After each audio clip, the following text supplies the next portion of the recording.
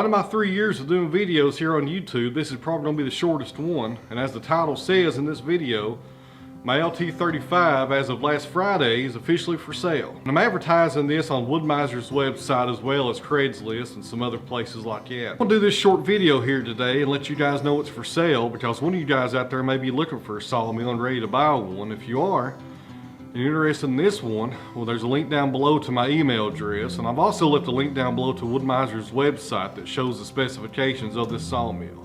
So appreciate you guys watching this short little video, and sorry there's no sawing yet. I'm getting ready to open up this nice walnut log, and that will be in the next video after this one.